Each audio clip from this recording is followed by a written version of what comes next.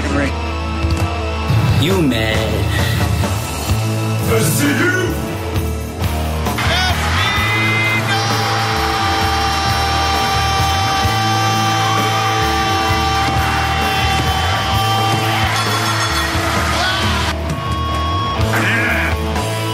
Listen up, wrestling fans. That's right, listen up. This is Strong Honor, where we talk about Ring of Honor and New Japan Pro Wrestling. And we're going to talk a lot of New Japan Pro Wrestling. We are deep into Week 3, about to be into Week 4 of the G1 Climax, so that is very exciting. G1 Climax. So we'll be talking about a lot of the G1 Climax today.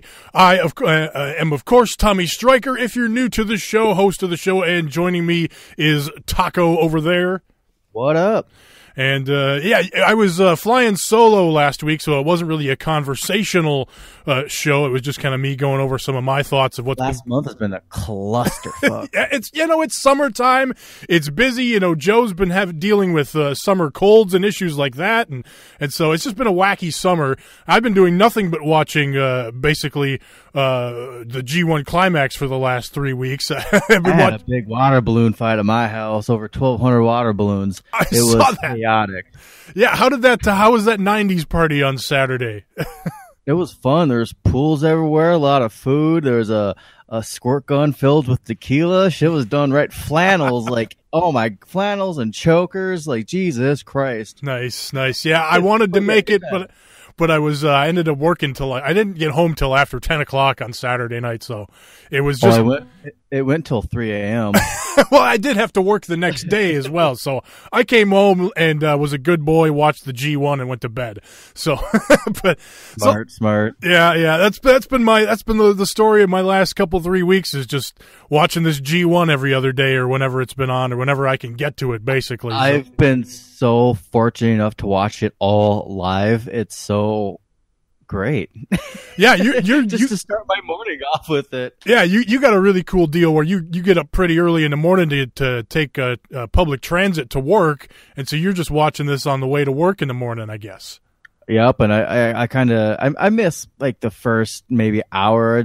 I'd say I get like the last tag match in, and then I maybe miss the main event by the time I get off work, but I get that good chunk of the G1 in, and catching up on the main event's no issue. So, it's pretty convenient, but oof. What a fucking G1 it has been.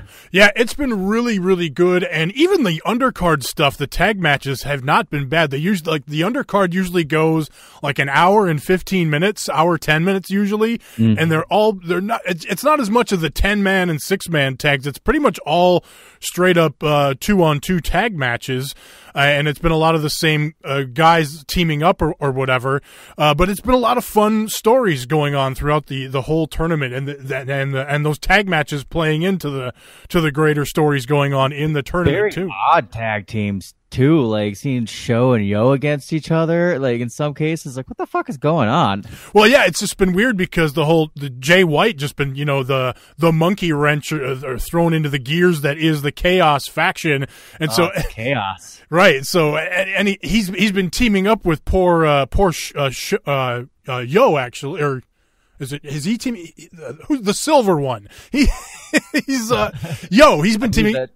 Yeah, he's been teaming up with Yo, and every time Yo gets into trouble by not doing Jay White's, heelish deeds, Jay White basically turns on him and just lets him go in there and lose and or get beat up and not break up the pin or submission or whatever situation he's gotten himself into for not following Jay White's heelish instructions to him, and especially in the case where like Jay White will be going after his tag team partner, going after Sho, and Yo is like, don't go after him like that. Don't be whipping him into the barricades and going after him with chairs and shit like that. And so that's been a cool story going on throughout the tournament. Hell yeah, it has. What are some of your other favorite things kind of going? Like, I've really been digging the Juice story. He's losing and losing and losing. I mean, he finally picked up a big win this week that we'll talk about, but he's just been a cool story for me. What's some stuff that have stuck out to you going on in the tournament? Yeah, the juice thing has definitely been fun. I've been a really big fan of Switchblade in this whole tournament. He's just been a heel dastardly. It's nasty. I love it. And then I'm gonna Page too is another guy. It's just like he fits in. He's been fun to watch in all these matches, but I'm gonna get a lot of heat for this. And I see the people bitching on the internet about it, and I am loving the OG Bullet Club shit that's going on. You mad? I am Team Tamatanga on this. I am loving all the fuckery because I'm loving everybody crying over it. Like, this is the most prestigious tournament ever. Fucking Fale said it best at the beginning of it. Fuck them. It is an interesting story, and it's one of those that I can see where the purists are getting upset at it. I understand that, and I'm not really getting upset at it really. I just kind of I've come to accept it really. Like at the beginning of the tournament, it's like, oh man, there's a lot of bullshit going on here. And kind of last week, I was like, okay, well, the referees are kind of starting to come around on it and starting to disqualify these guys and starting to throw guys out. But then this week it was just kind of back to more of the same, and those guys were picking up, like Tamatanga picked up some a win this week because of some BS, I think, or maybe it was Fale. We'll get to it anyway. But those guys picked up some wins along the way. But that's kind of the story here too. Like Toru Yano hasn't really been playing the spoiler role this year. He did that in one match, but now this year it's been the Tongans playing spoiler with their bullshit, and so. I give zero fucks. They don't care. They don't care about winning the G1. To them, it's just about I don't know what it's about. Whipping ass. It's about whipping ass and whooping ass, taking names, fucking tearing shit up, Bullet Club style, fucking villainry. I'm loving that shit. It's hard to get that on pro wrestling right now. Like as I'm watching it, even and they're fucking doing this shit, it gets under my skin a little bit. I'm like, you motherfuckers, like I know Tamatanga can throw out a good fucking match if you really fucking dove deep. He's doing. I'm starting to doubt if he can actually, because I have not seen a really good Tamatanga match. I think he's always kind of topped out maybe around 3 stars, which actually he had one just the other day. I'll talk about that. That Ishii match I thought was pretty decent for a skullduggery filled match. But go on with your point there. They're just playing such a good villain. It's such a hard to become such a good villain nowadays. Like I say it, almost on a weekly basis. It's like being the bad guy is the good guy nowadays. Being the good guy is the fucking bad guy. And no, these guys are being fucking bad guys. They're fucking making you pissed, fucking angered. And it's like, I don't want to say it's refreshing, but it kind of is right now. Cause everyone's so fucking hyped up with these 5-star match fucking ratings and, who's the best, right? Oh, fucking Meltzer, fucking, no, I love it. It's just fucking, they're coming out and just tearing shit up. It's like, you know what? Fuck you. Well, I think there's a side of the argument that I do definitely understand, because it's part of it is it's 2018, right? And New Japan should be like this alternative to WWE, where you have every other match is skullduggery, every other match is a distraction finish, or any time a heel wins, it's bullshit in WWE. So when we look to New Japan, you don't want those things, and we got a bit spoiled in that department in last year's G1, because there was that one was probably the best. Yeah, there was very, very little skullduggery and bullshit in last year's G1. Last year's G1, yeah, that was probably the best G1 climax of all time. So we've been spoiled the last year or two in that regard when it comes to the G1 climax. But when you got these BCOGs trying to take back over the Bullet Club, they're trying to get that heat again. But then I was gonna. It's like oh god. Well, just one more thing I wanted to add to this. I think there's a valid point to the argument that in 2018, some of the heat goes on the promotion for not wising up, because there's ways to get heat without being this obnoxious and literally putting your hands on the referee and throwing a referee around without getting disqualified, which happened in several of these matches, especially recently. And so for the promotion to continue to allow that stuff, it takes some people out of the moment being like, why would the referees and the promotion and the people in charge, the people on the International Wrestling Grand Prix, the IWGP, why would they allow this BS to continue in 2018? What's the word? Reinforce these rules and get some referees out there and get some order restored. So I can understand that side of the argument, because that's what we turn to New Japan Pro Wrestling for. But I see where you're coming from too, as well in this, Taco, is that you got to have heels and you got to have heat somewhere, right? And it's such a big tournament too, where you have, in any other match, they're fighting into the crowd in fucking, for 5 minutes straight. So it's just like, it's discretion of the referee, believe that mentality in New Japan, which is nice and refreshing. If they were doing this shit outside of the G1, it would just kind of be background music at this point, even if it was Bullet Club or not. It's leaving more of an impact being in the G1, because people are like, what the fuck? This is kind of not what's supposed to happen. Like, I want my way, and they're not getting their fucking way, and it's fun to see. Me personally, I'm putting a lot of faith in New Japan, because they've proven to me that they're really good at a long payoff. At these little things add up to have one big payoff, and I'm really hoping this is one of them, because yes, this is a sign that it's gonna fucking kind of be a storyline that's gonna fucking tank and be one of the silliest things ever. Or fucking New Japan, we're gonna be looking back 2 years from now and be like, that was the start of it, man. Well, I mean, it plays into what's been going. I mean, the guys that should be getting points in the tournament are getting them via the DQ wins or whatever, like Naito and Omega and guys like that. So they're not really spoiling the tournament necessarily for the guys that are probably going to win it. They're just kind of fucking up the mid card part of the tournament. So that's a story too. So and in the meantime, they're building that heel heat or whatever for ultimately for the Bullet Club feud, the storyline that's going on there. So are they really heels, or are they just telling the truth? Right, there you go. What some other stories going on here? I'm definitely digging the Naito story. Loses to Omega early in the tournament, but has since pretty much gone undefeated, I believe. Let me make sure here, because I was looking at that earlier. Naito, yeah, Naito's just got the one loss to Omega. Omega going undefeated so far in the tournament is a huge story. Coming out of that B block, and then the A block is quite the thing going on too, with Jay White at the top with a lot of points, 8 points. I gotta say he kind of fell off right away, but Makabe has been my fucking favorite in the A block so far. Yeah, I mean he got a couple of early wins. He's winless since those first couple of wins, but he's been putting on some decent matches. He's just been not 4 or 5 stars or nothing, but he's just been consistent every fucking match.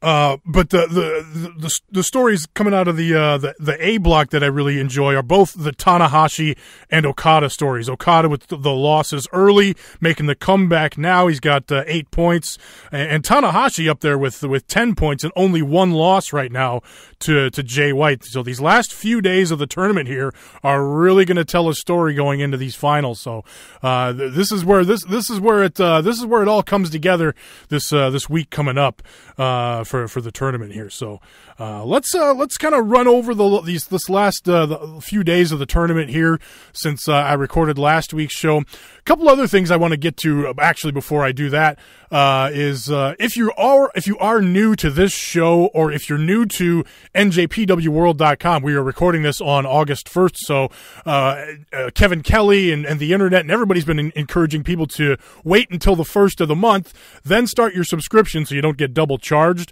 for NJPWWorld.com. First, I encourage you to go back to the G1 preview that we recorded a few weeks ago, just before the G1 started, and then you can kind of go through and listen to these shows and figure out what you want to like if you want to stay unspoiled or whatever. But another good way, if you are unspoiled at this point or want to stay unspoiled, even though we've been talking about some spoilers here early a little bit, but I have created a list of spoiler-free recommended matches for the G1. You got to go to the website. You go to stronghonor.com or bestprowrestlingpodcast.com. Click on the menu button and you'll see the option there for G1 Climax 28 recommended matches.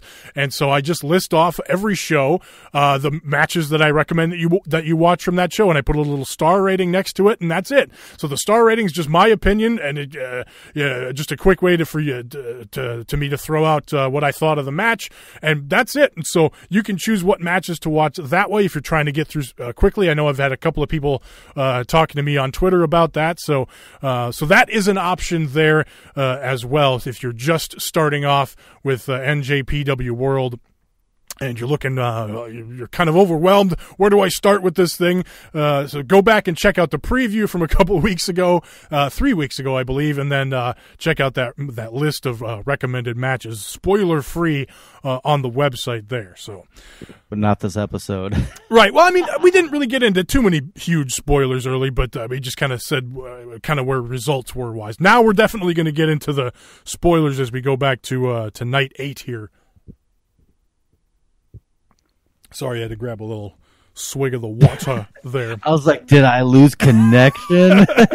You're supposed to pick up on the silence there. It's hard when you can't see me when you're not in studio like usual. So yeah, I was worried. It was just like, oh fuck, my internet. No way.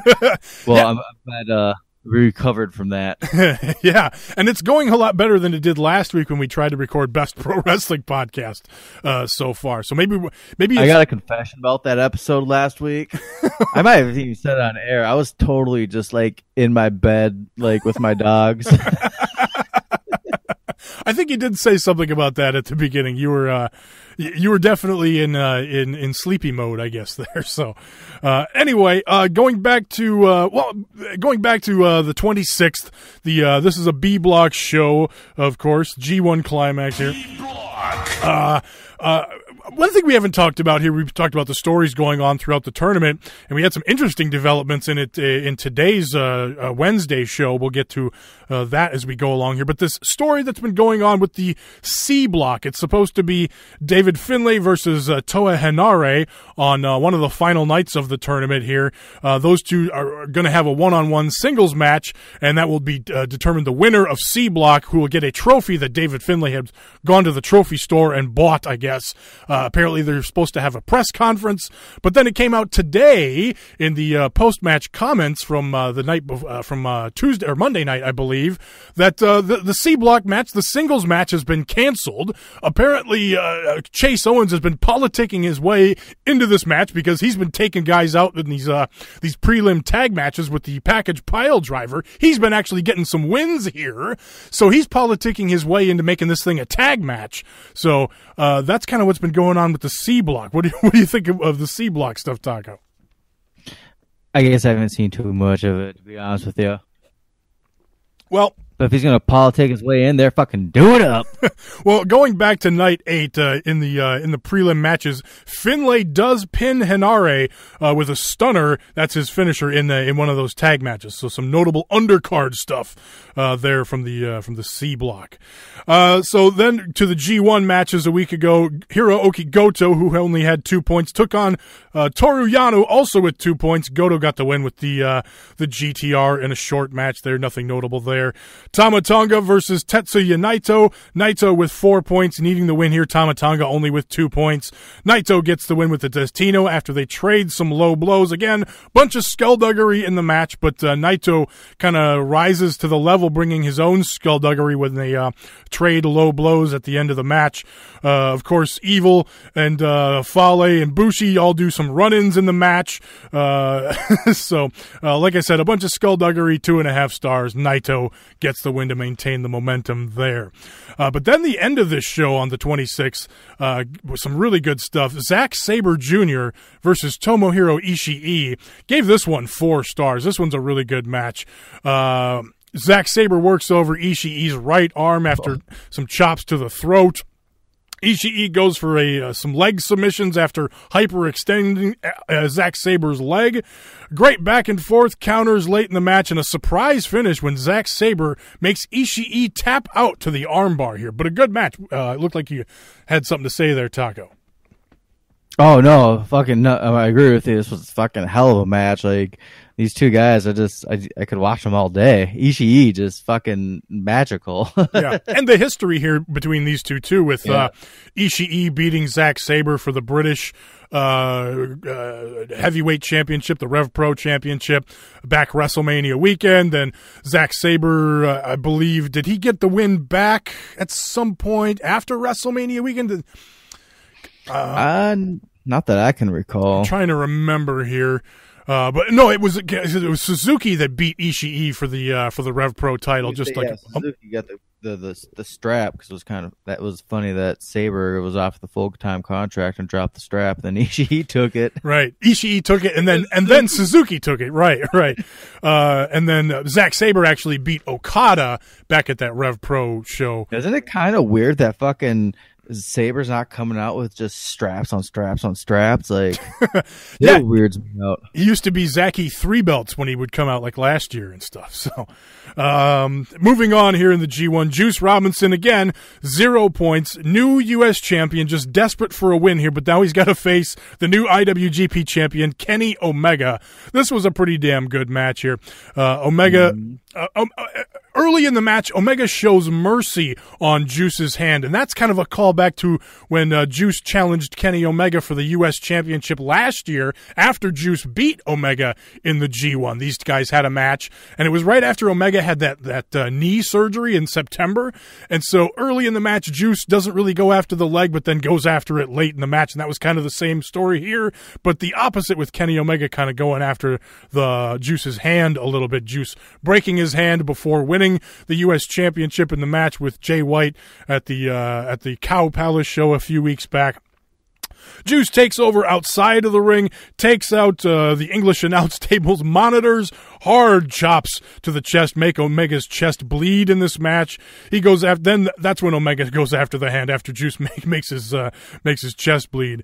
Juice blocks a V trigger at one point with his bad hand. Omega counters the first Juice box, then hits goes for the one-winged angel. Juice counters with the Juice box and then hits a near fall with that one. Juice counters a one-winged angel with a roll-up for a very close near fall. That was how Juice beat Omega in the G1 last year, but then Kenny Omega, of course, gets the win, stays undefeated, and I really enjoyed Juice's promo after he lost to Kenny Omega. Really fiery stuff from Juice here. I don't know. I might not win in this. And then I might lose this. Talking about how he might not win in the G1 and might lose his championship. When I lose this title, the first defense, who the fuck am I? Sorry for using the F word, but who the hell am I, huh? I surely don't belong in the G1 next year. If I can't get at least 8-10 points, how can I think that I belong? Huh? How can I even think that I belong in New Japan Pro Wrestling? Yeah, it's the toughest. This is the toughest block in the toughest G1. Against 3 of the toughest opponents, back to back to back. I should have beat Tama Tonga, but big whoop-de-doo, that would have been 2 points. 2 points ain't gonna win this thing. Yeah, ooh, Juice the underdog, woohoo! Well, eventually I'm gonna have to get at the level of Naito. Eventually I'm gonna have to be at the level of Ibushi.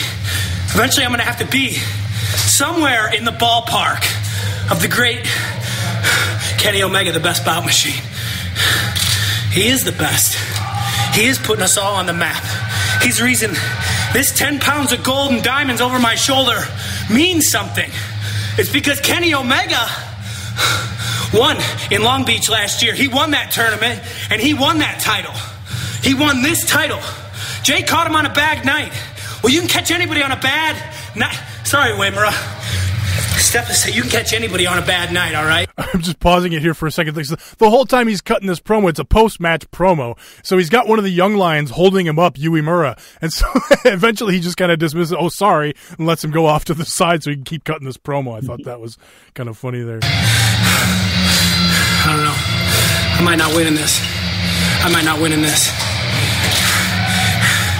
And then I might lose this. Oh, shoot.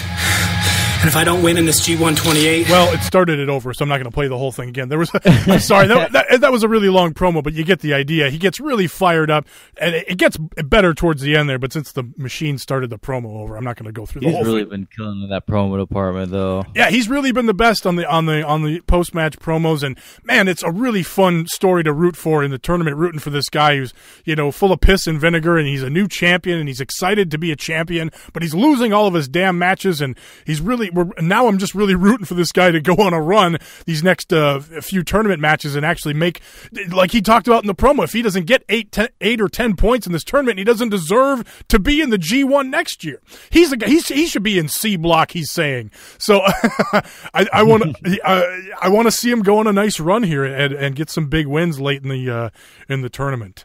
Well, he was last year. He was having, not really winning, but when he did win, he was having little streaks going on too. Yeah, and it'd be nice to see him go on a little run and maybe play spoiler to some top names here going into the last week of the tournament here. Or the second to last week. We got a week and 2 day basically of shows left. So we'll get into the preview here in a little bit. Going back still on this B block show, the main event was Sonata versus Kota Ibushi, both with 4 points going into this one. So winner coming out of this one really with some momentum. I thought this was pretty good. I put it just under 4 stars. I thought it could have been better, but nevertheless, 3 3/4 for me. Ibushi misses the golden triangle moonsault, but then Sonata hits the moonsault into the skull end outside. Does a drop kick to the leg on the ramp, then works the leg. Sonata does. Sonata works heel, but he's more over in this arena, which was interesting than Kota Ibushi. Yeah. Ibushi hits an awesome springboard top rope Hurricane Rana. Very good back and forth late in the match. Some skull end counters. Sonata lawn darts Ibushi into the turnbuckle in the corner. Sonata avoids the Kamigoye after the last ride powerbomb, and then Sonata gets the kind of the surprise win here with the moonsault after the skull end. So Sonata with a big win over Kota Ibushi there. For sure. All right, and then where'd I lost my spot here? Okay, night 9.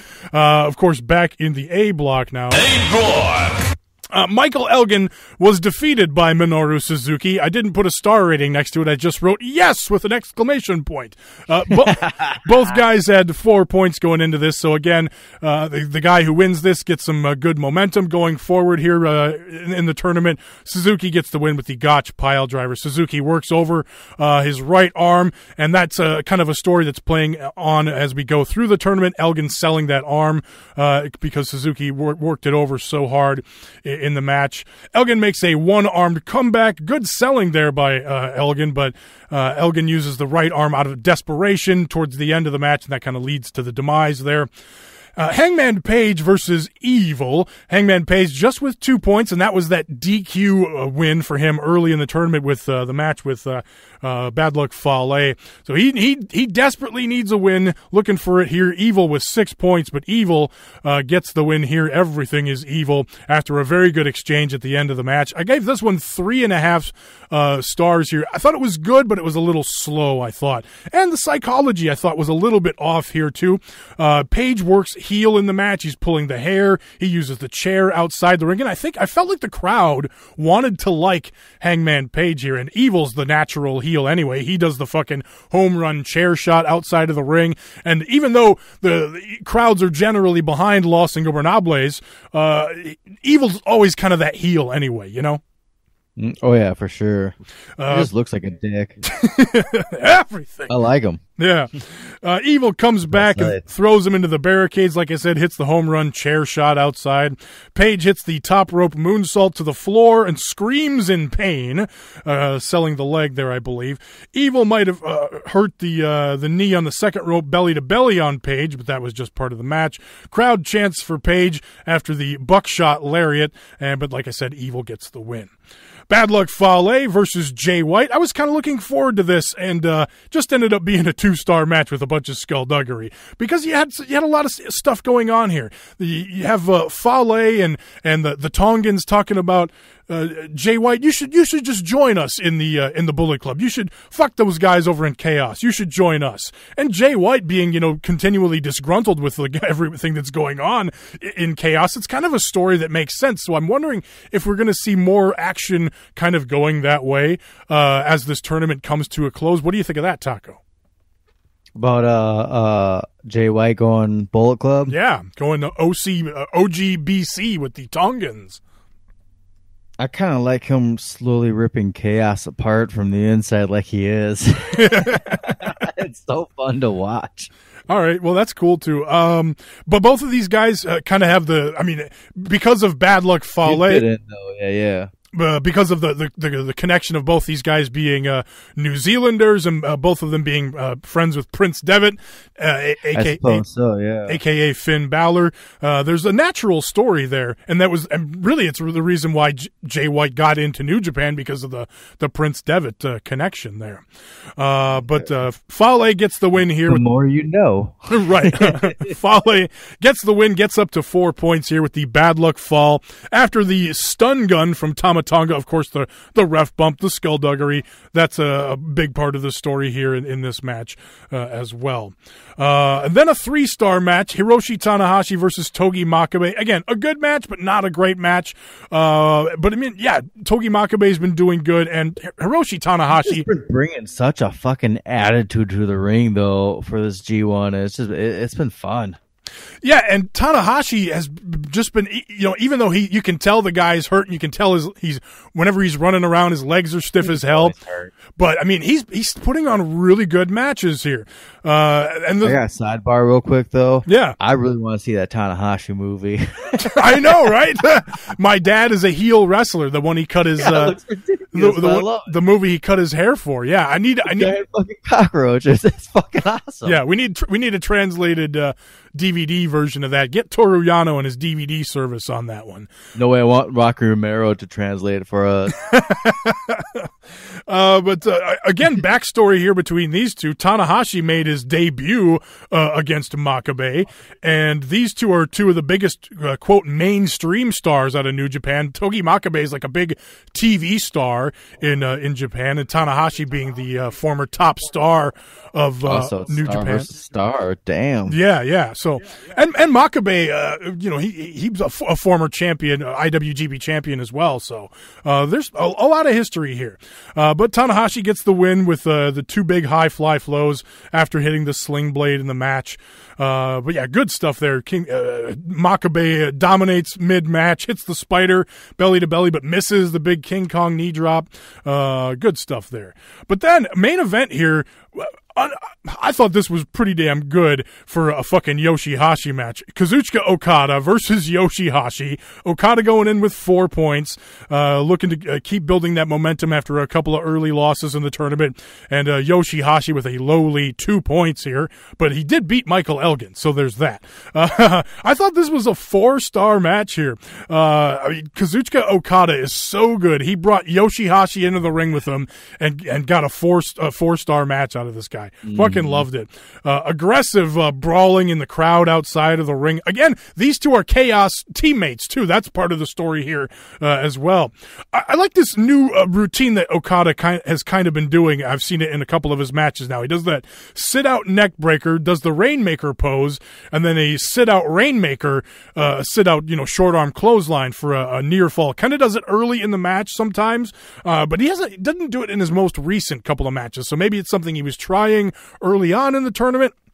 But nevertheless, he's kind of losing his mind, so that's fun. But maybe that's why he's just switching things up. I do like Okada's new finishing sequence, though, where he hits the rolling lariat and then the Rainmaker. So he's added that rolling lariat in right before hitting the Rainmaker for the finish. So I do like that he's added that in there. Yoshihashi hits a release Fisherman's Buster in this for a very close near fall late in the match. Yeah, good stuff, like I said. Okada getting the win, of course, with the Rainmaker. Unbelievable 4-star match out out of Yoshihashi. That one made my recommended list there. So then night 10, back in the B block now. B block. Zack Sabre Jr. versus Tama Tonga. And this one definitely plays into the story we were talking about earlier, where the internet fans screaming in anger about star ratings and prestige in the tournament and everything else. I didn't think I would see a 1.5 star Zack Sabre Jr. match, but by God, Tama Tonga made it happen. Early skullduggery from Tama Tonga in this thing. Taka tries to retaliate, but gets blindsided by Tonga Loa outside the ring. Zack Sabre Jr. plays babyface. He's like the biggest heel in the tournament outside of the Tongans and Jay White, but he plays babyface and fights from underneath in this match versus Tama Tonga. Zack Sabre Jr. counters the gun stun, gets a triangle and an armbar. Tonga pulls the referee down, and then, of course, the referee's down, all the skullduggery. But then Zack Sabre Jr. just gets the win when Bad Luck Fale hits the ring and attacks and gets Tama Tonga disqualified. So Zack Sabre moves up to 6 points. Tama Tonga stays at 2. They don't care. Fuck them. Fuck them. Then Juice Robinson versus Toru Yano. Nothing great here, but this was Juice's first win of the tournament. 2.5 stars, but entertaining Yano stuff. So if you're into the Yano stuff, it's kind of fun. Yano tapes the Juice's bad arm to the rail and throws a chair at it. They have a turnbuckle pad fight. Juice gets an airplane spin on Yano. They're both dizzy for a while after that one. Juice removes the tape and the bandage from the fist and teases hitting that left-handed punch, but he doesn't need to. Hits the pulp friction after Yano spins and spins and spins, trying to avoid the pulp friction, but Juice finally hits it and gets his first win there. So a fun match there, I thought. Yeah, good show. I like how he, since he can't punch with that, I like how he follows up with that slap still.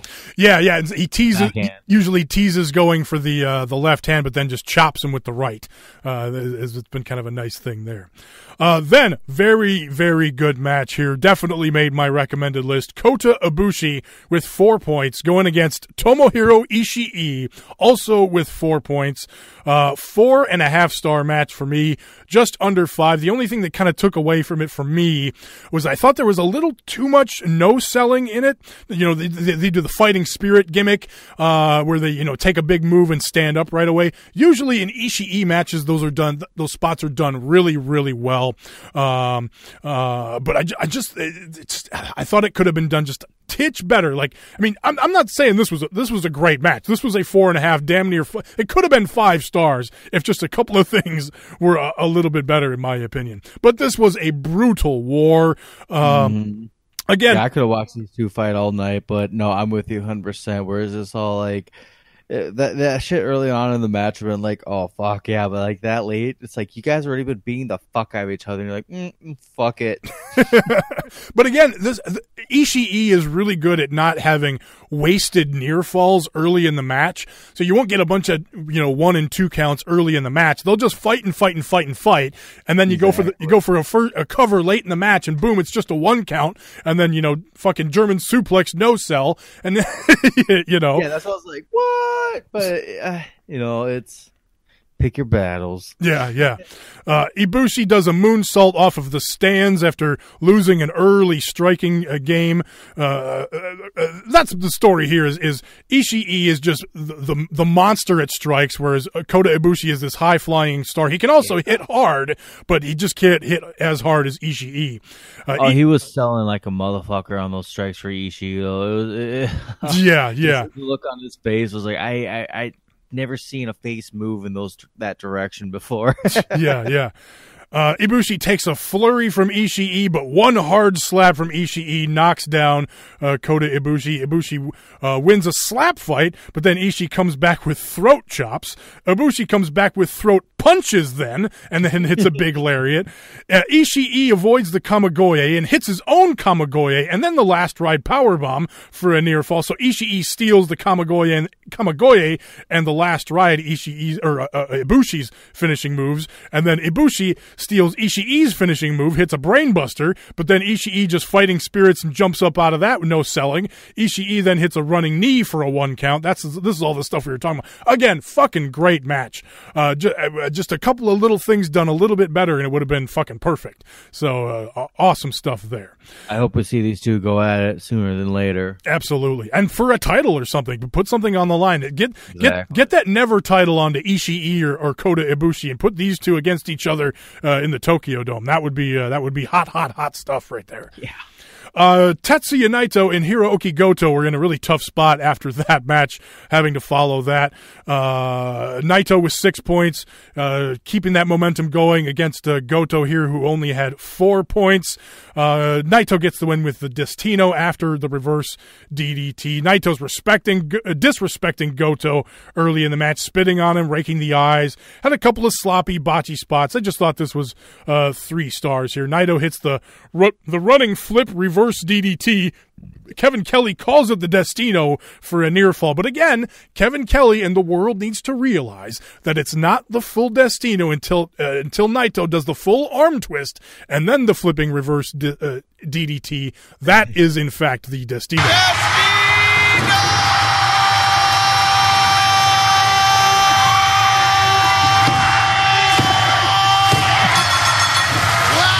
But yeah, too many guys are calling it the Destino when it's not the Destino. You got to get the full arm twist in there. That's what I'm saying. I'm loving when he doesn't know the Destino and Kevin Kelly's like, Destino! Yeah, right. or Rocky will jump in with the no. So, yeah. Then the main event, another 4-star match here, Kenny Omega versus Sonata. I was kind of back and I couldn't decide if I wanted to go 4 or 3 3/4, whatever. But pretty damn good match here. This was in Sonata's hometown, so the crowd was really hot for Sonata here. But Kenny Omega maintaining that momentum, 8 points going into this. Sonata with 6, so a chance to really gain some momentum if he could get a win here. Kenny Omega cuts off Sonata after a show of early sportsmanship early in the match, works the leg. Good late sequences and near falls. I thought Sonata's selling was hit and miss for me after Kenny Omega works over the leg early on in the match a ton, but then Sonata forgets to sell it later in the match. So that was kind of where I couldn't decide between 3 3/4 and 4 stars, blah, blah, blah. So that was kind of where I was at on that. And then also, I want to like Sonata. So that's why, like, if he could just connect on a level of selling, and then when he locks in the skull, he's just fucking too cool for you, man. He's like the fucking Paul Rudd of fucking New Japan. He's just fucking sexy, smooth, cool, doesn't need to do shit, and he sells. Well, the other thing about Sonata that kind of bugs me is that when he gets guys in the skull end, it kind of reminds me of John Cena's STF, where he's just kind of locked it in on like the very top of the head, and it kind of looks like the guy could pretty much get out anytime he wants. So at least John Cena's arms are just so fucking thick, he can't go even lower.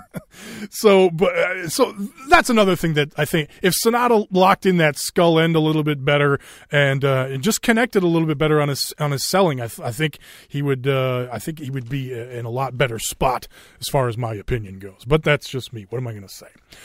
All right, moving back to the A block now. A block. From the 30th now, the July 30th show, Night 11, Bad Luck Fale versus Togi Makabe, 1.5 here.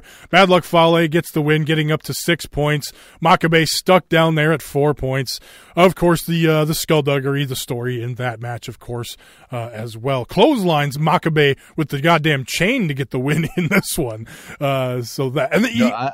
I give mad props to Fale because that fucking is a real chain. Yeah. And that was one of the biggest disappointments a few months ago when we went to that Ring of Honor show and the Briscoes came out and their fucking chains were just plastic. I was like, you bitches.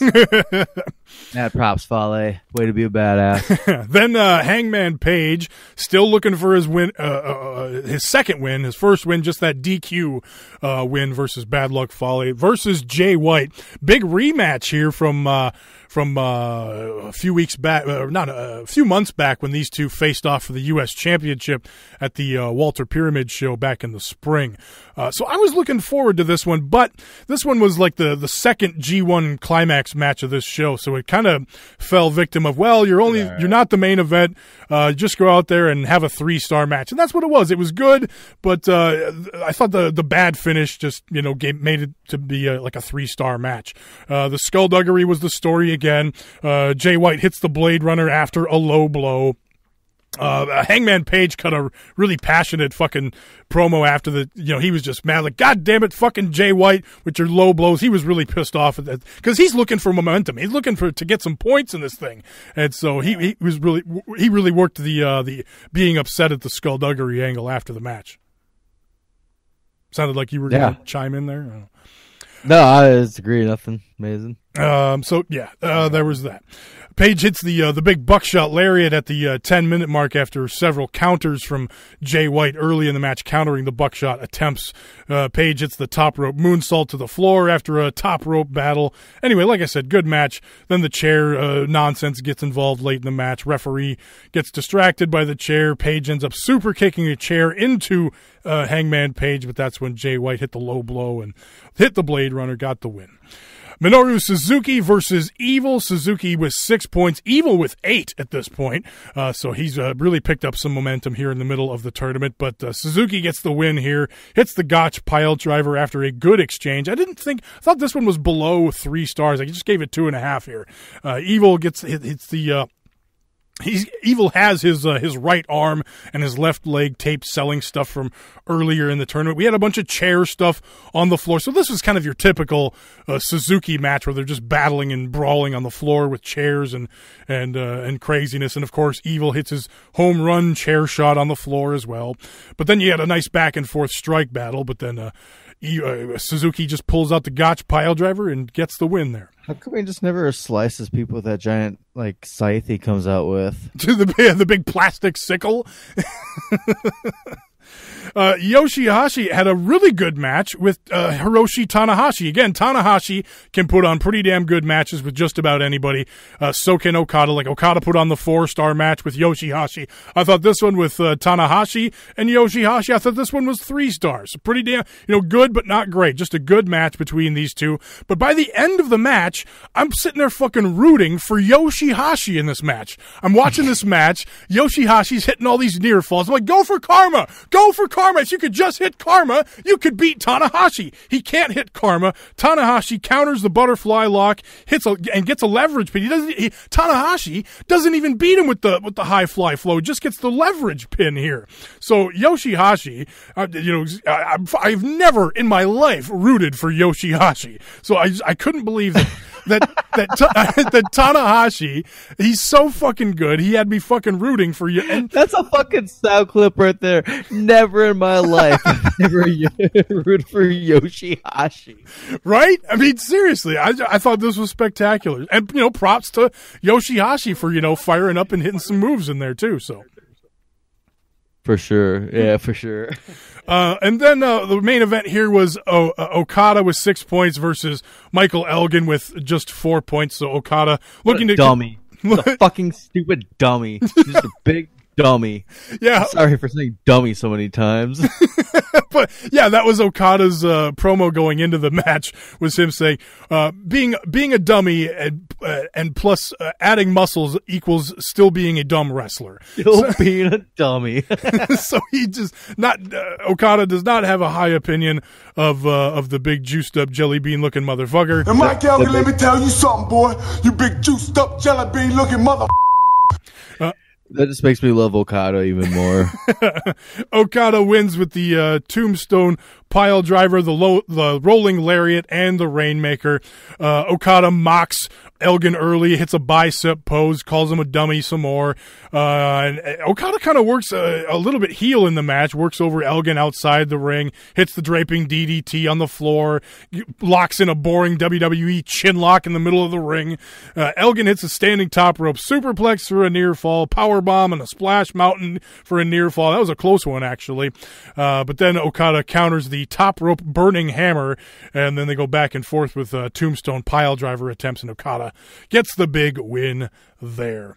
And then, so we talked about already the C block not skullduggery, but the C block drama that kind of took place in the post match promos for this show, where they talked about the match being canceled and Finlay getting involved, politicking his way into that match, possibly making it a tag match. Then on that following show, on the night 11 or night 12 show, Hangman Page and Chase Owens defeated Henare and Makabe. It was Hangman pinning Henare, it wasn't Chase, but Chase's team won. So Chase getting some momentum behind his cause there. And then Finlay takes the loss in his tag match. So both Finlay and Henare taking losses the following day after their singles match. Their big prestigious C block singles match gets canceled, and they both take losses in their tag matches. So controversy in the C block right now. It'd be interesting to see if this press conference ever happens, if we ever get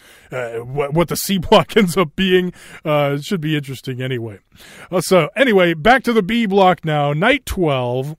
B block. This was actually today, the 1st of August. Of August. So if you just signed up for New Japan World today, this was today's show. Otherwise, you can go back and watch all of the G1 stuff. But a pretty good show today. Nothing great, but I thought a pretty good show. Everything was good on this show. I dug what was going on the undercard, and everything. All the G1 matches were right around 3 stars. I thought one was almost. Well, we had 2 that were almost 4 stars in my opinion. So some people might agree or disagree. I absolutely love the Mega Saber match. Yeah. So we'll get into that here in a second here. Tomohiro Ishii and Tama Tonga. This is the one I was talking about earlier in the show.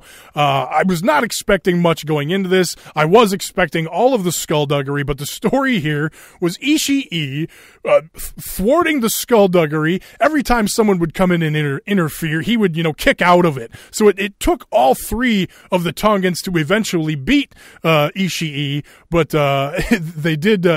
Tama Tonga did eventually beat him to finally get to 4 points. He counters the brainbuster after he kicks out fucking Fale comes down, hits the grenade. Tonga Loa's running in and hitting him with a chair and shit like that. They do the Tongan twist on the chair that Ishii kicks out of. So Ishii kicks out of everything, but then he finally succumbs to the bullshit there. So I thought that was a 3-star story there that they told with Ishii. I thought it was decent. Yeah, I agree. Juice Robinson versus Sonata. Juice just coming off that first win, beating Toru Yano. So I thought Juice wanted to continue that momentum here, but Sonata with 6 points, where's he going? Is he going to get to 8? Is he going to keep his story rolling? He does not.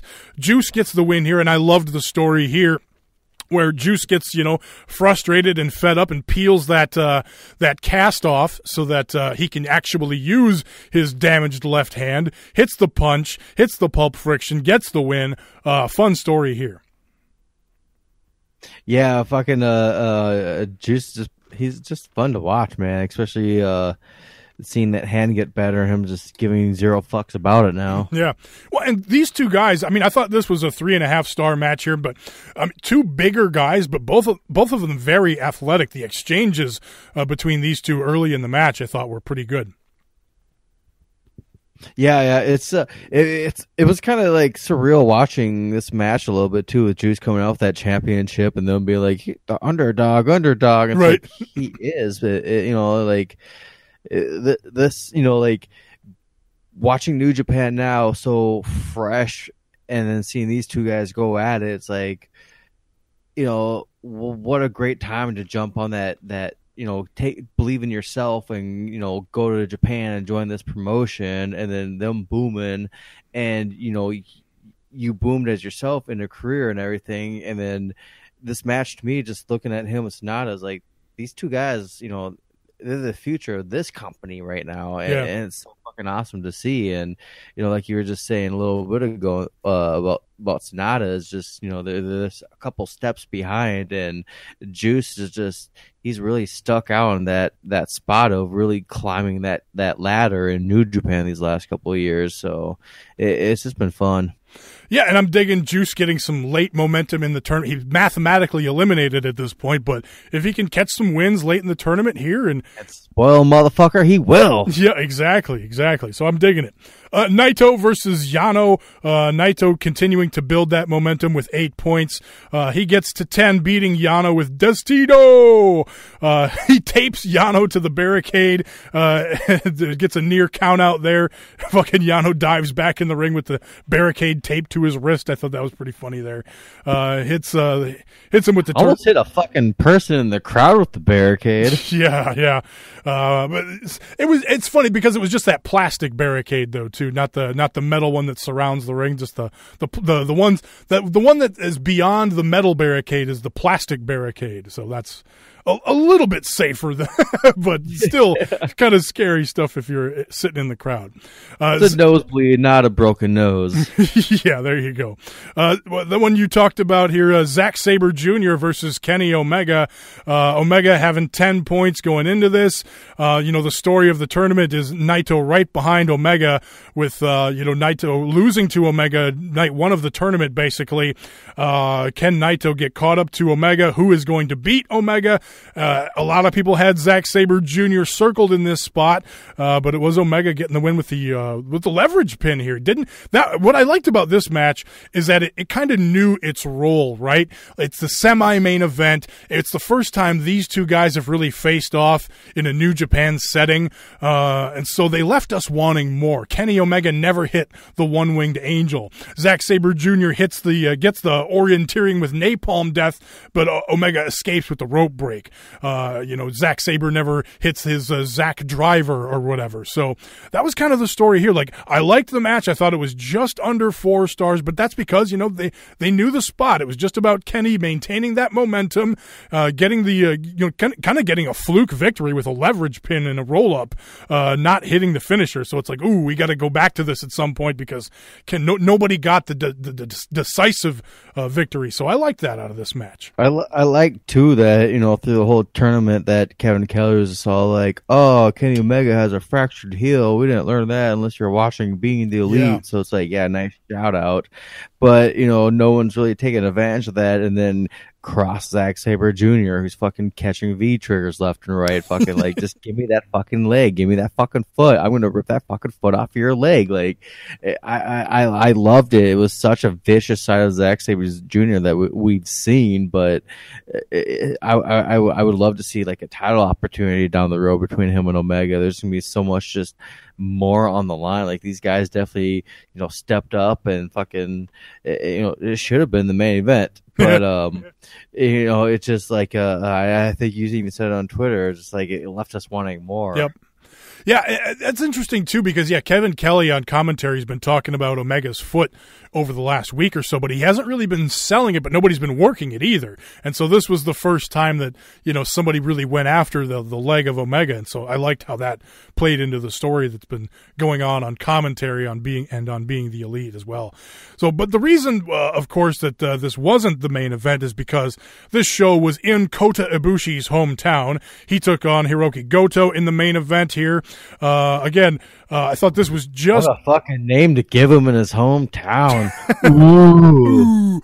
I thought this was pretty good. Just another one, just under 4 stars for me. 3 3/4. It was about the hometown guy. The Kamagoye, his new finishing move, the double wrist grip knee to the face that he hits. That was born here in his hometown a year ago when he defeated Tanahashi, I believe it was. So that was just the story here. Him in the main event going against the never champion. So let's have him win again. Well, he of course won here with the Kamagoye after the last ride powerbomb and a near fall there. So he gets the win. He gets to 8 points. So his tournament is still alive here. So it's really between Ibushi, Omega, and Naito in the B block points wise here. But maybe this is a story with him beating Goto. Maybe these two have a rematch down the line, and Ibushi gets that never championship, and maybe we can have that Ibushi Ishii Tokyo Dome match possibly for January 4th. Yeah, that's what I'm saying.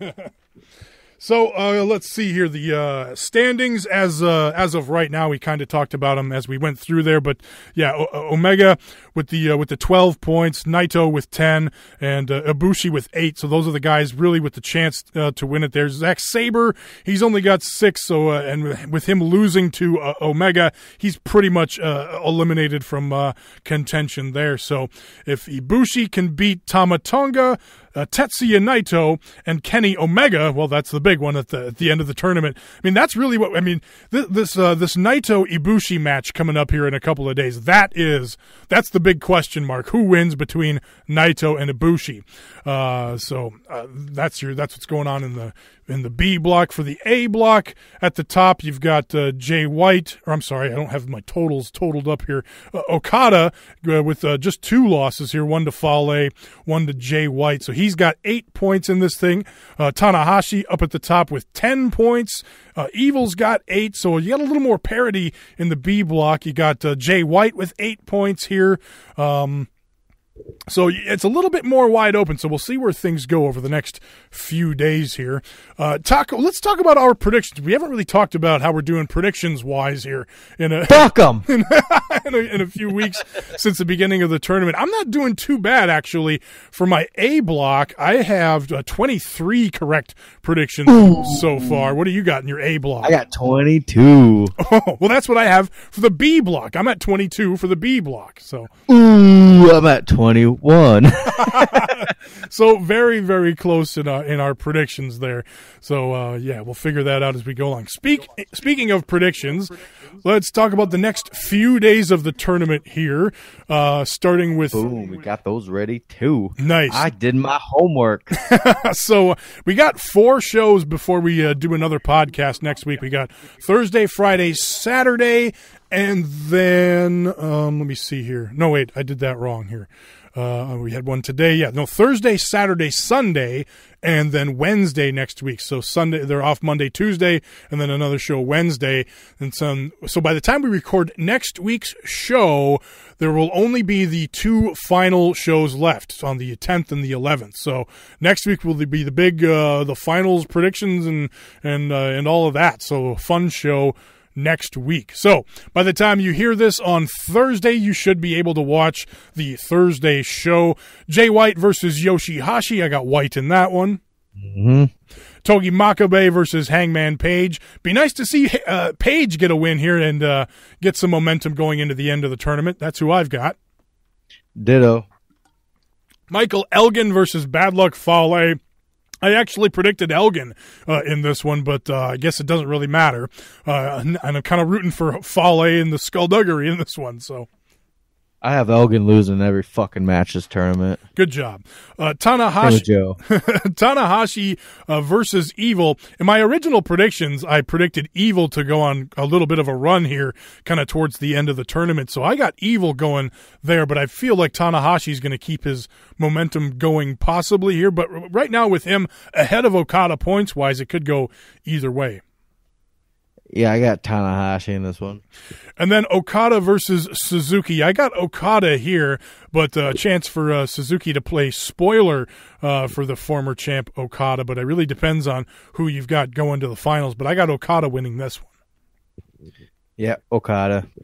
And then Saturday, back to the B block now. Yano versus Sonata. I got Sonata there.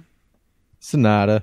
Goto versus Tama Tonga. Nothing on the line here, except for maybe Tama Tonga looking for a never openweight championship spot, but I got Goto there. Yeah, actually, yeah, Goto too in this one.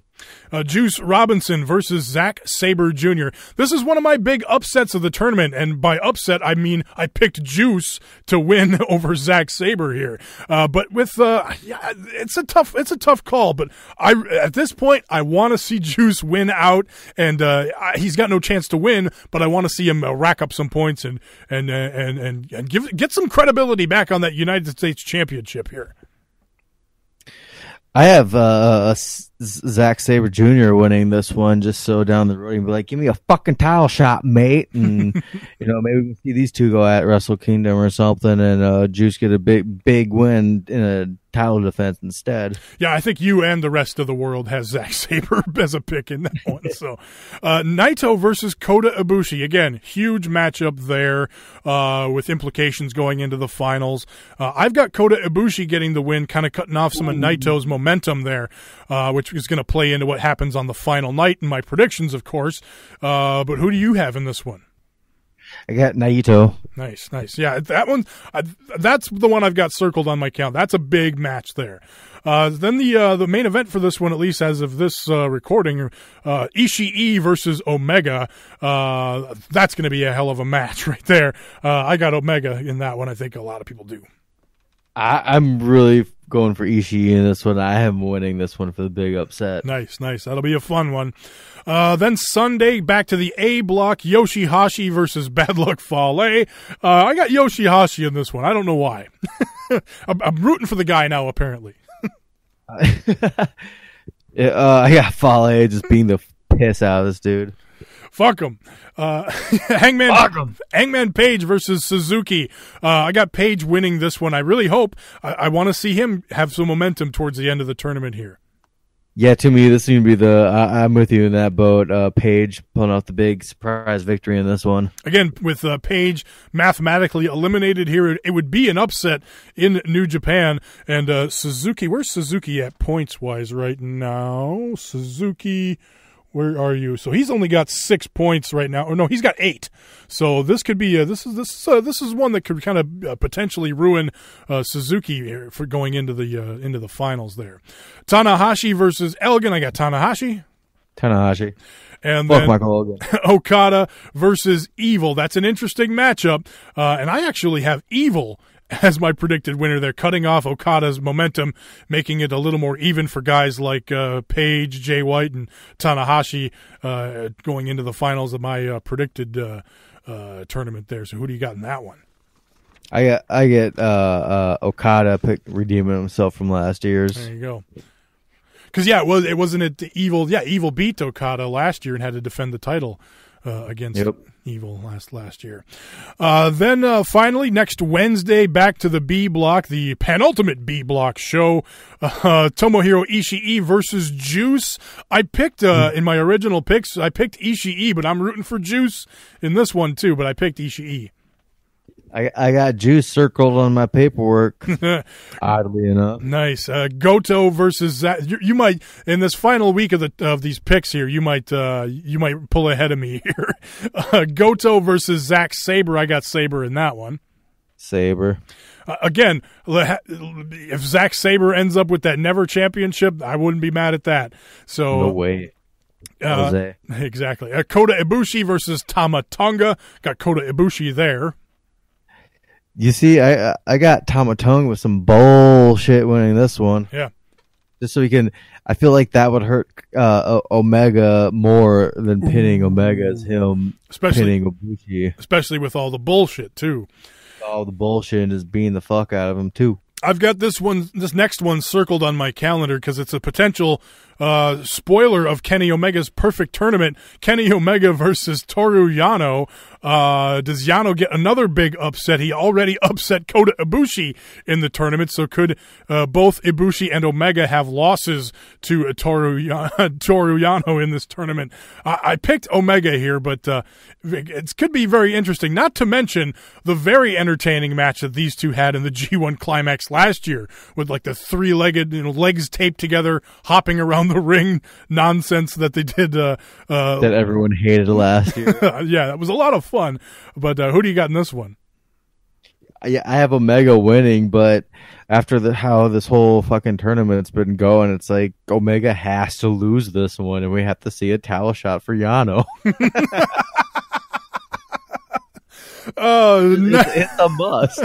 It's like, there's so many events from now till Wrestle Kingdom in January, so it's not obviously a main event championship match, but it's definitely a good back burner for when you have the Juice headlining a championship or something. So it definitely doesn't hurt nothing. Somebody's got to beat Omega. It's probably going to be Ishii in the B block, but there's a chance here that Yano could get it here too. Main event: Naito versus Sanada. Los Ingobernables versus Los Ingobernables here. Should be a damn good match. I'm picking Naito here. Yeah, I got Naito, but honestly, Naito hasn't really done much for me this whole tournament. So, I'm kind of secretly rooting for Sanada in this one. I'm not rooting for Sanada per se, but I've liked what Naito's been doing a little bit better. But yeah, his last couple of matches, there's been some sloppy stuff in there. Maybe he's a little too tranquilo. I don't know, but yeah, it'll be interesting to see if he can turn it up here as we go into these final few shows for the G1 tournament. All right, that's going to do it for the G1 stuff. Let's quickly run over Ring of Honor stuff, and we'll get the hell out of here.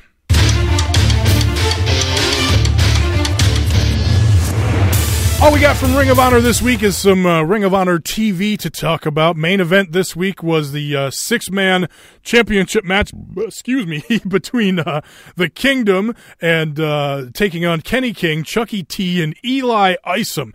I thought for what this was for a TV main event and the Kingdom just retaining here, they did a pretty good job kind of building up to this thing with Eli Isom pinning Clinton Dix. Can you spell Isom yet? with Eli Isom pinning Christopher Daniels in like the qualifying match for this, told a nice story because he goes for that same leverage pin or whatever in this match versus Taven after Isom comes in, hits this big hot tag, and Taven's just like, stop it. Melvin. Yeah, I got a kick out of that. Marcelia popping the balloon in Isom's face. I love that that's like a thing now that we got to witness in Chicago that kind of happened naturally with balloons falling from the ceiling, and then now that's part of the gimmick is him popping the balloons in his opponent's face. So I kind of get a kick that we were fucking balloons pop loud. You can pop an eardrum with those. Yeah, and popping it right next to the guy's ear, it makes me wonder if that's. After seeing the horror they saw under that ring, you never know. But yeah, decent match. Kingdom retain here. Rockstar Supernova. And then you had Austin Aries out there, the current Impact World Champion, on commentary, continuing to talk about this Kenny King situation, which is a bit strange, but it kind of feels below Austin Aries at this point doing the Kenny King thing. But that's, they're still kind of telling that story, I guess. Yeah. That's tremendous analysis. A decent opening match from this show, Jonathan Gresham versus Kushida. The rolling cradles were really awesome in this match. But yeah, good technical match. Kushida got the win with Back to the Future. But I was I was rooting for Gresham here. I think they need to. He's a guy who really needs some signature wins here, and kind of the story is every time a New Japan star comes into Ring of Honor, they generally get the win here. But I'm not mad at Kushida getting a win, but I thought Gresham really could have used the momentum here. His time will come. Yeah, he's changing his look and finding himself in there, so he'll stick out eventually. Marty Scurll cuts a promo on Shane Helms. They did a thing where Marty beat him up in the back a couple of weeks ago. I'm not really sure why. I guess it's because he's a superhero and Marty is a real villain, so that's kind of the... Hero versus villain. Yeah. Hashtag duh. So that'll be a match next week on the show. And SCU did a really nice... SCU! They did a really good promo this week, I thought. Everything! No, not everything. SCU!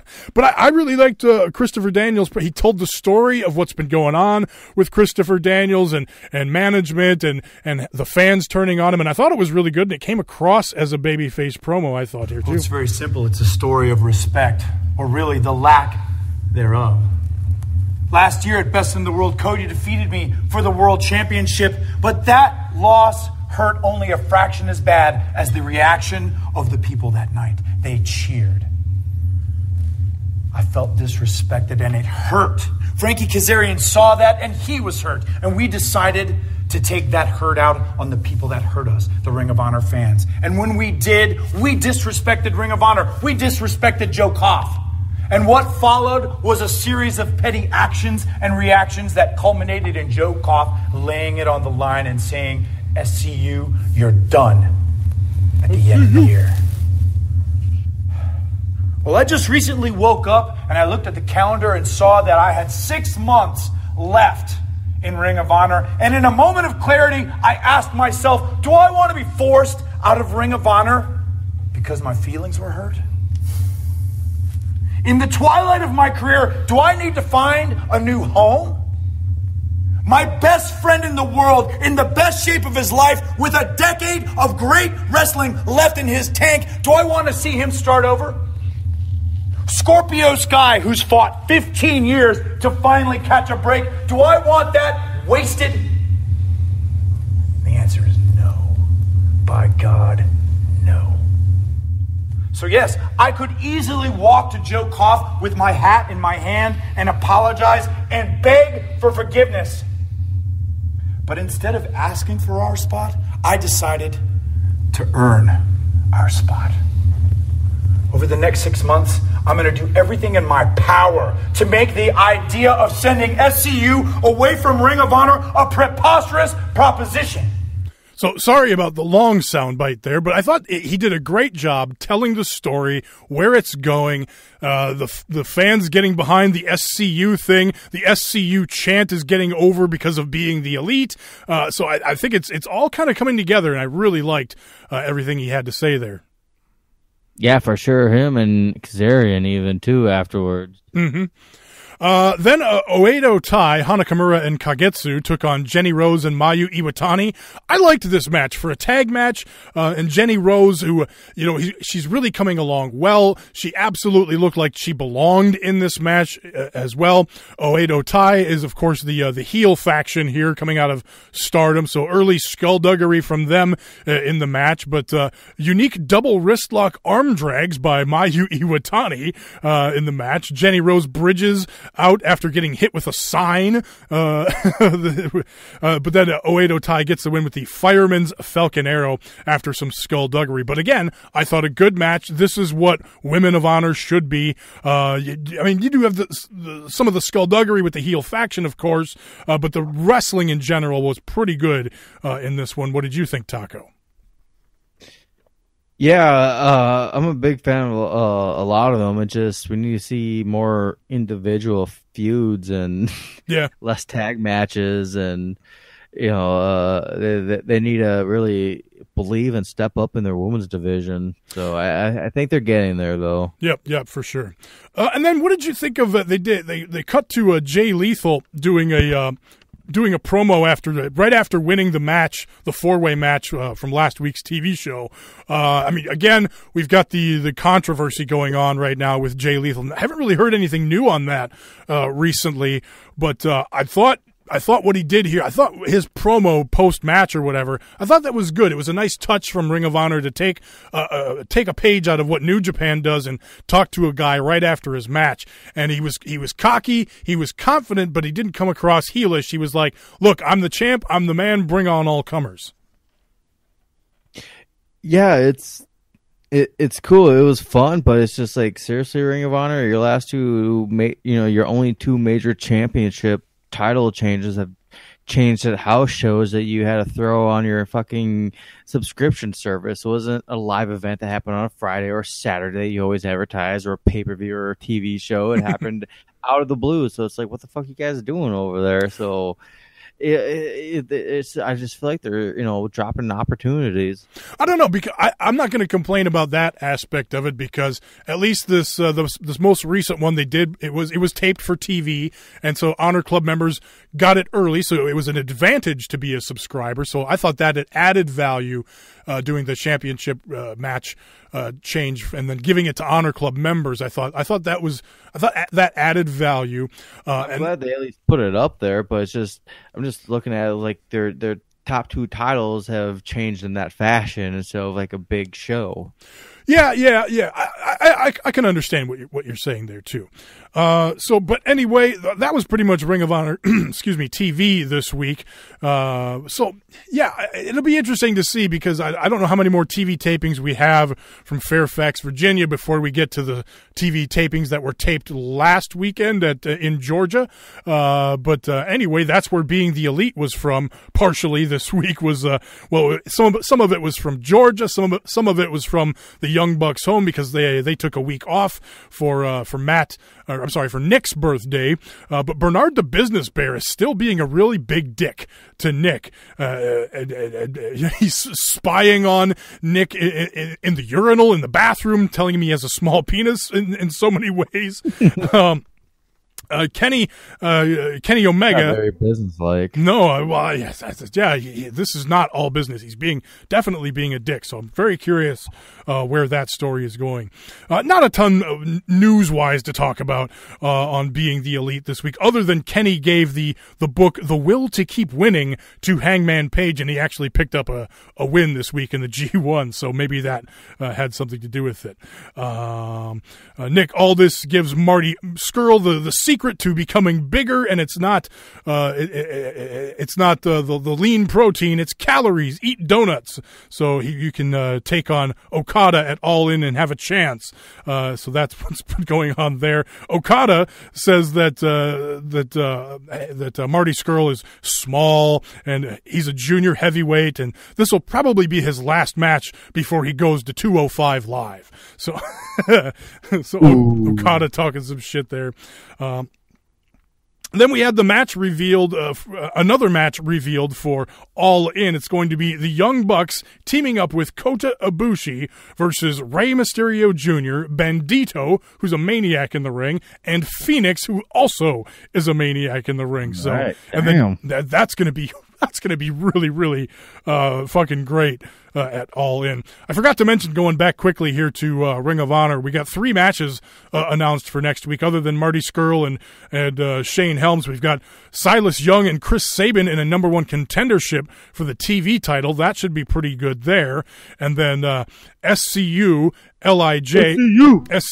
versus LIJ versus the Young Bucks also next week. So big crazy tag team match there, continuing to build up SCU. It's not your the Los Ingobernables we're going to get are just Evil, Sonata, and Bushi. So, it's still good stuff, but we don't get Naito or anything. But it's still pretty good there. So.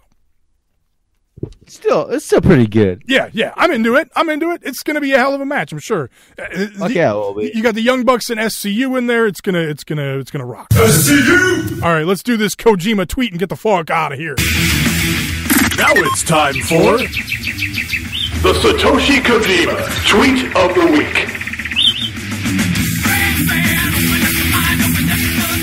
Good to see Kojima's back in the gym, hitting the weights. He's really working on that recovery. Hopefully he makes it back in time for World Tag League. We could get 10 Cozy going again, just in time for the end of the year. That would be very nice to see Kojima back.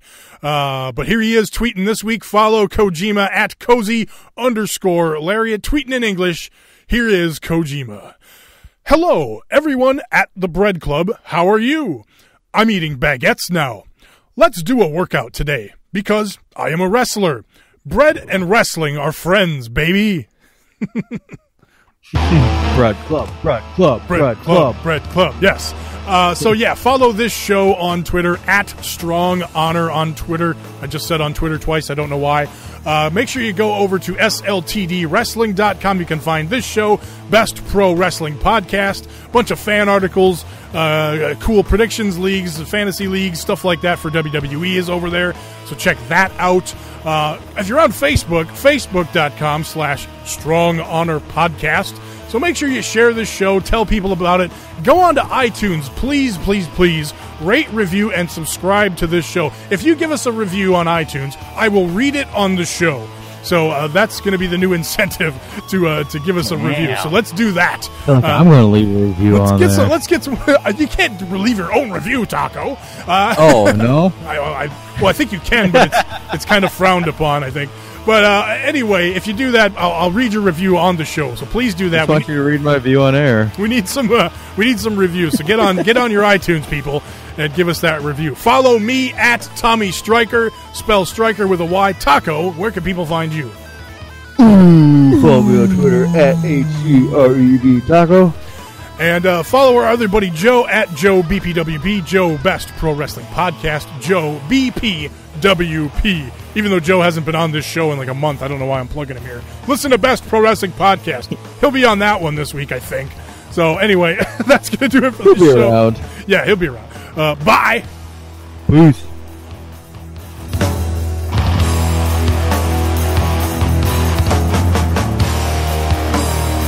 Professional wrestling is a fight. Hasta jueves. Adios. You mad?